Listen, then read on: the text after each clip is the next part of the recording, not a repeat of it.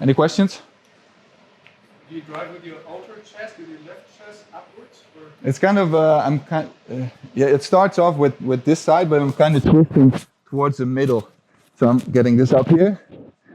And then, like right now it's on the right side of my chest, but I'm turning in my whole chest here, and it eventually kind of ends up in the middle upper portion of your chest.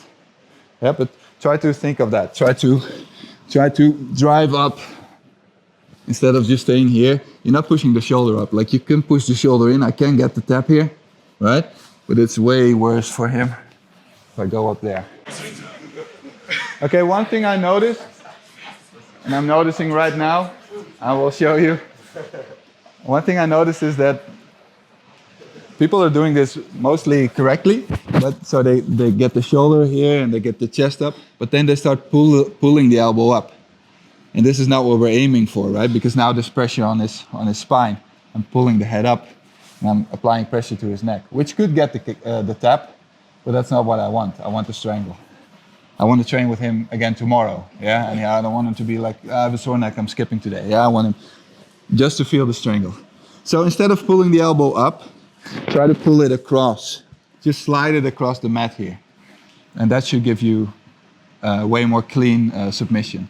Okay? So try to think of this. Get your biceps and the top of your elbow to that neck, you know, remove that gap. And then whatever you do, try to keep your elbow on the mat. If you feel like your elbow is leaving the mat and you're lifting his head, that's not okay. Yeah?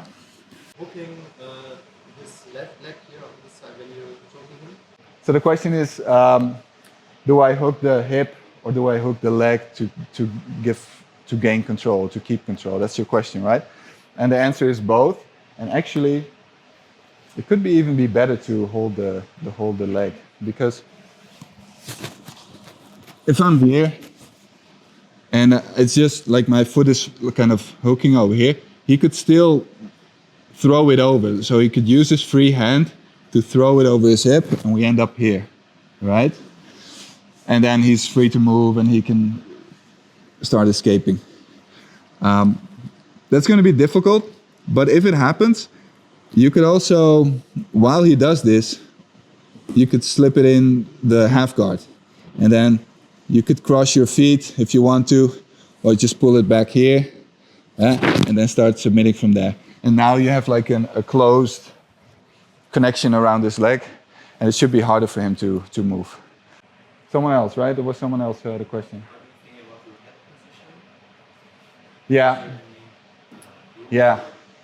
So the question is what I do with head position. What I try to think of is keeping my neck straight and trying to keep my head close to his head, or even connected to his head. If it's too far away from him, you will have too much space to bring that elbow back. And if I'm not keeping my neck straight, if I'm doing this and he starts pulling his elbow back, now I kind of have to fight with my neck muscles to get that arm back, which I should win, but again, that's a lot of stress on the neck, right? If we end up down all the way here and he pulls his elbow back, I'm gonna start trying to muscle it back. That's too much strain on the neck. So try to think about keeping your whole spine straight as much as you can and work from there. Yeah, that's where you are at your strongest. Does that answer your question? Yeah. Yeah. Wherever it is, just try to keep it connected to his head. Because you want this arm to be trapped between your heads actually. So if I'm up all the way here, then of course he will bring that elbow back. He can turn it around. But if my head is close to his, like now my chin is on his head here, he cannot go through my head, right? So this is hard for him. So think about this. Keep this arm trapped. Okay, and I might be looking around to explain, and my head come away from his head again, but try to keep that in mind. Okay. Yeah. Is that important to really get as deep as possible? I don't do it all the time. The whole thing is, the question is, so I showed this motion where I'm lifting up the shoulder to get this arm through. You don't have to do that every single time. The whole point of this movement is to get the top of my elbow and my bicep connected to his neck, to remove that gap I was talking about. If you feel like that gap, like you're so tied in, that then you can skip that whole thing, because I've already accomplished what I wanted to, and I just can start strangling from there. Okay. So you have to feel it out. Maybe one follow-up question. Yeah. How important is it to go deep, like to come from bottom up, like pushing?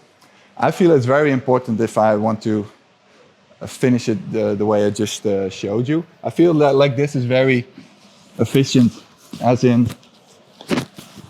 like I have to, like I can give 10% and I can get the tap. That's really important to me. Yeah, try to be a little bit lazy. If I'm over here, I feel like I have to squeeze harder and work harder than when I'm over here. So I can still get it here, but I feel like that's more work. I don't want to do more work. I feel like Yeah. I learn the opposite. First try to be as deep as possible and then Yeah, which is fine. Like it works, but I just feel like this is better. Yeah, and you could walk away from the seminar like, I don't agree, and that's fine, because there's like different ways to do it. I'm just showing you what I feel works best for me and is most efficient. Yeah, does that answer your question? Okay.